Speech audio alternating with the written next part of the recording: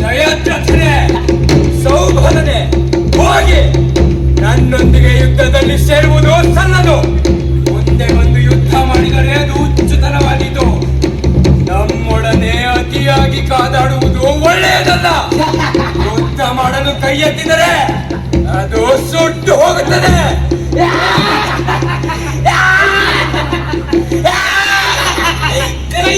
ಕೈ ಸುಟ್ಟು ಹೋಗುತ್ತದೆ.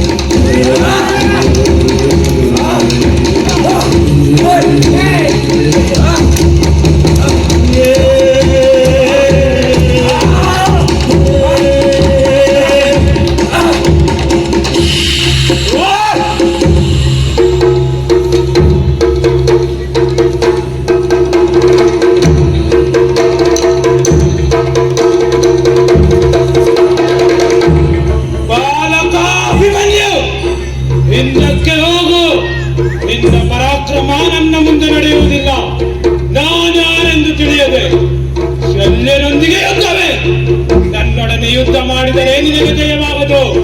ನಿನ್ನ ತಂದೆಯ ಸಹಾಯವನ್ನು ಪಡೆದುಕೊಳ್ಳುವ ಸ್ಥಿತಿ ನಿನಗಿಂದು ಉಂಟಾಗುತ್ತದೆ. ಹೋಗು, ಹಿಂದಕ್ಕೆ ಹೋಗು. ಬಾಲತನ ಎಂಬುದು ಒಂದು ಕೊರತೆ ಅಲ್ಲ, ಕಟ್ಟಾಳುತನವೇ ರಾಜಕುಮಾರರಿಗೆ ಆಭರಣ. ವೀರನ ಸಾಮರ್ಥ್ಯ ಎಂತದ್ದು ಎಂಬುದನ್ನು ನೀನೆತ್ತಬಲ್ಲೆ. ಮಾತು ಸಾಕು, ಬಾ ನನ್ನೊಡನೆ ಯುದ್ಧ ಮಾಡು. ನಾನು ಒಂದೇ ದಿಕ್ಕಿಗೆ ಆಹುತಿ ತೆಗೆದುಕೊಳ್ಳುವೆ.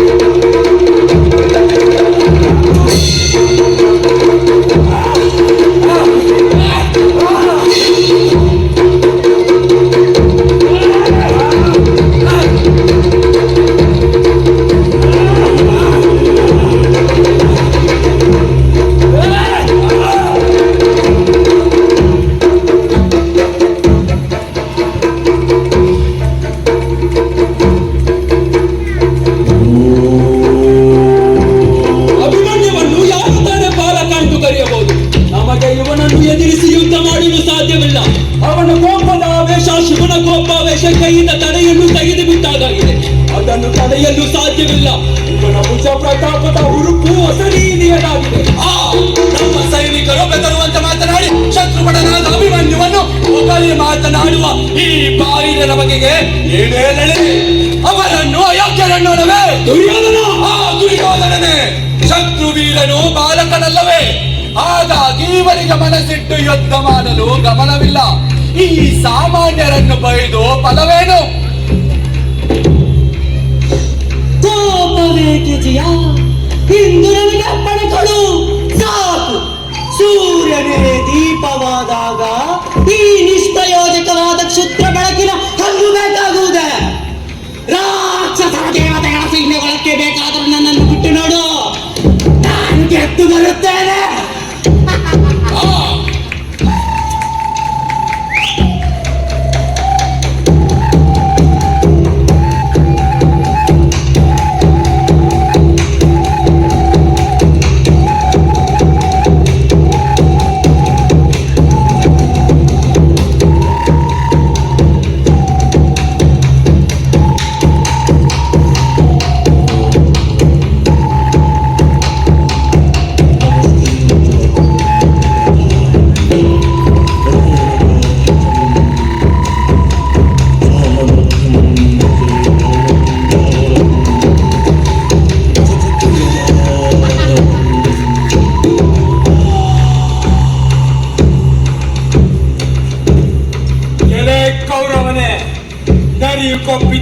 ಹುಲಿಯ ಮರಿಯ ಜೊತೆ ಯುದ್ಧವನ್ನು ಬಯಸಿದ ಹಾಗೆ ನಿನ್ನ ಶಕ್ತಿಯನ್ನರಿಯದೆ ಯುದ್ಧಕ್ಕೆ ತೊಡಗುವುದೇ.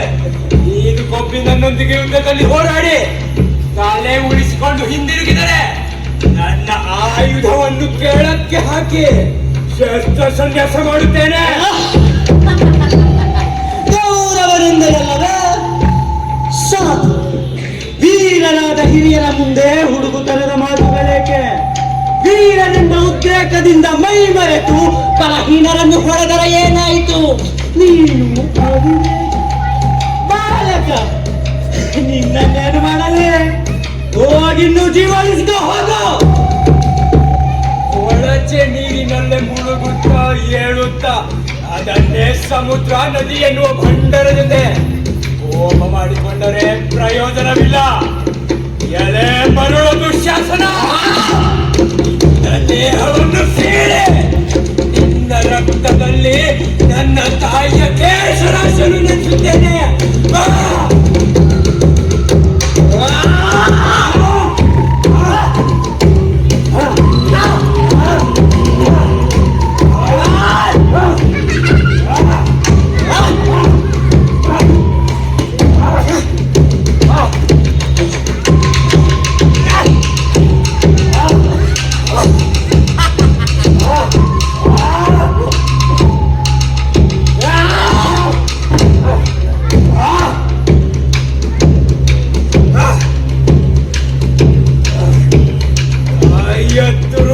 ಕೈ ಹಾಕಿದ ಪಾಪಿ ನಾಯಿ.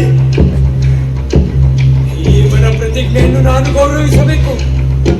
ಭೀಮಸೇನನೇ ಇವನನ್ನು ಕೊಲ್ಲಲೇ. ದುಶ್ಯಾಸನನ ಗೊಳವೆಯೇ ಬೇಡ. ಹುಡುಗಾಟ ಮಾಡಬೇಡ. ಯುದ್ಧಕ್ಕೆ ನಿನ್ನ ತಂದೆಯಾದ ಅರ್ಜುನನನ್ನು ಕರೆ. ನಮ್ಮ ಹೊಸ ಬಾಣಿಗಳಿಗೆ ನಾಚಿಕೆ ಇಲ್ಲ. ಆದರೆ ಶಿಶುವಧೆಯಿಂದ ಅಪ್ಪವಾದ ಬರುತ್ತದೆ. ನೀನು ಹಿಂದಿರುಗುವುದು ಒಳ್ಳೆಯದು. ಆಶ್ಚರ್ಯಕ್ಕೆ ಬರಬೇಕು. ನೀವು ವ್ಯರ್ಥವಾಗಿ ಬದುಕುತ್ತಿರುವವರು. ನೀವು ದುರ್ಯೋಧನನ ಹಣವನ್ನು ತಿನ್ನುತ್ತಿದ್ದೀರಿ. ಅಷ್ಟು ಸಾಕು. ಯುದ್ಧ ನಿಮಗೇಕೆ? ನಿಮ್ಮ ಸ್ವಂತ ಸಂಪಾದನೆಯ ಶಕ್ತಿಯ ಬಲದ ಮೇಲೆ ನೀವು ನಿಲ್ಲಲು ಸಮರ್ಥರಾದಿರೇ.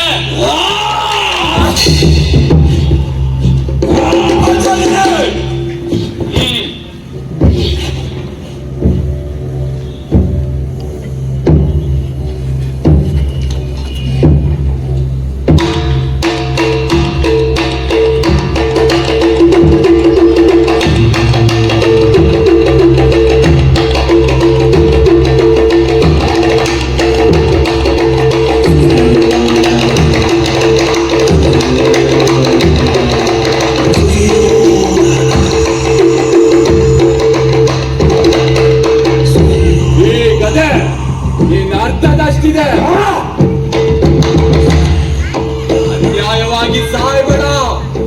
ಯುದ್ಧವನ್ನು ಬಿಟ್ಟು ಎಂದಿರಗೋ.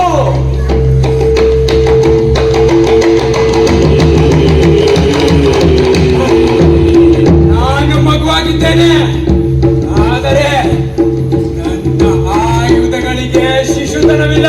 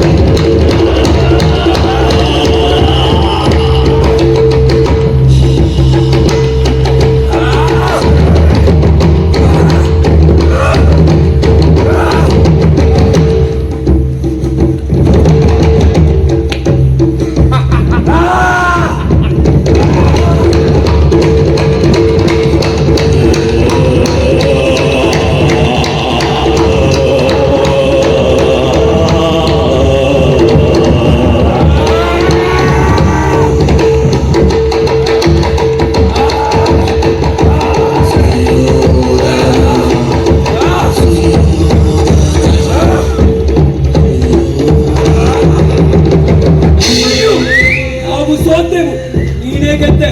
ಈಗ ನಿಮ್ಮವರನ್ನೂ ಕರೆ. ಶಿಶುವಾದ್ಯ ಪಾತ್ರಕ್ಕೆ ಹಂಚಬೇಕು.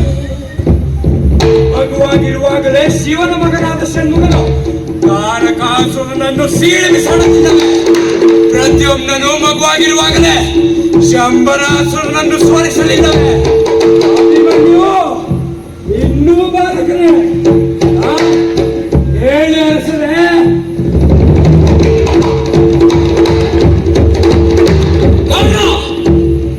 ದುರ್ಯೋಧನ ಸಿಕ್ಕಿಕೊಂಡಿದ್ದಾನೆ. ಯುದ್ಧವು ನಮ್ಮ ಹಿಡಿತದಿಂದ ಚಾರುತ್ತಿದೆ. ರಾಜನು ಮಾರಿಯ ಬಾಯಿಗೆ ತುತ್ತಾಗುತ್ತಿದ್ದಾನೆ. ಶಿವ ಶಿವ ಕರ್ಣ, ಅಭಿಮನ್ಯುವಿನ ಎದುರು ನಿಂತು ಯುದ್ಧ ಮಾಡಲು ಸಾಧ್ಯವಿಲ್ಲ. ನಾವು ದುರ್ಯೋಧನನಿಗೆ ಋಣಿಯಾಗಿದ್ದೇವೆ.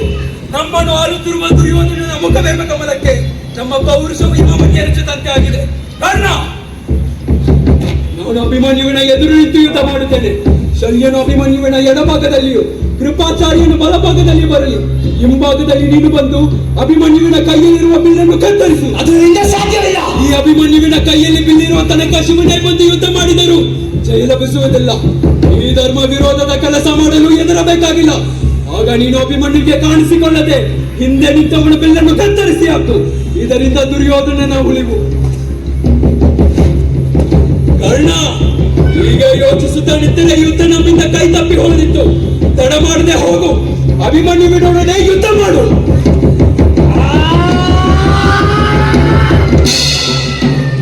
ಗೌರವ ಚಕ್ರೇಶ್ವರನ ಎದೆಯ ಅಂತರಾಳದಲ್ಲಿ ಭಯವೇ. ಅದು ಒಬ್ಬ ಬಾಲಕನ ಕಾರಣದಿಂದಾಗಿ.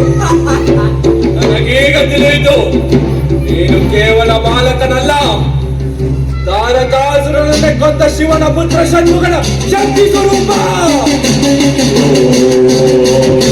ಅನಶೀಲ ಪ್ರವಾಹದಲ್ಲಿರುವ ಕಾಲ ಭೈರವನ ಪ್ರಳಯ ರೋಗ ರೂಪ.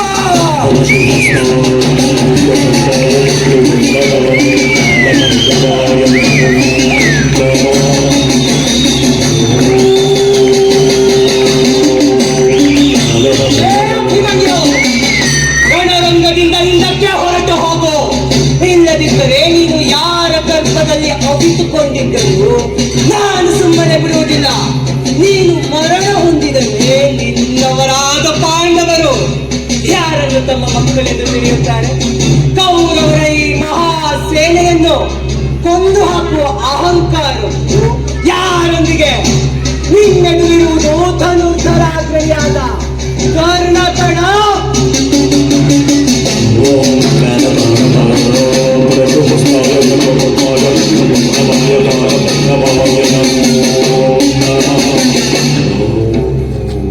ಸಮಸ್ತ ವೀರರಲ್ಲಿಯೂ ನಿನಗೆ ಸರಿಸಮನಾದವರು ಯಾರು ಇಲ್ಲ ಎಂಬುದನ್ನು ನಾನು ಬಲ್ಲೆ. ನೀನು ಮಾತಿನಲ್ಲಿ ಶಕ್ತಿವಂತನಾಗಿರುವೆ.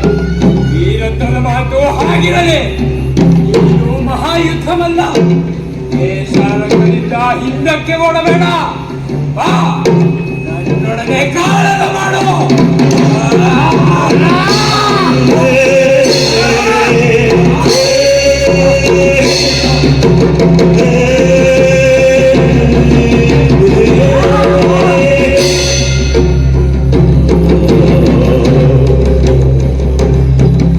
ಕೆಲವು ಸೈನಿಕರನ್ನು ಕೊಂದು ಉಂಟಾದ ಅಹಂಕಾರದಿಂದ ಯಾರೊಡನೆ ಈ ಗರ್ವವನ್ನು ತೋರಿಸುತ್ತಿರುವನೆಂಬುದನ್ನು ಮರೆಯುತ್ತಿದ್ದೀಯ.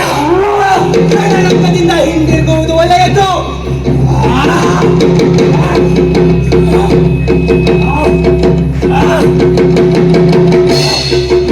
ದೇವೇಂದ್ರನು ಅಂಕುಶದಿಂದ ಒತ್ತಿದರೂ ಗೊತ್ತಾಗದ ಐರಾವತ ಕಬ್ಬಿನ ಜಲ್ಲೆಯಿಂದ ಚುಚ್ಚಿದರೆ ಹೆದರುವುದೇ. ನಿನ್ನ ಬಾಣಗಳು ಒತ್ತಿದರೆ ಅಭಿಮನ್ಯು ಯುದ್ಧರಂಗದಿಂದ ಓಡಿ ಹೋಗುತ್ತಾನೆ.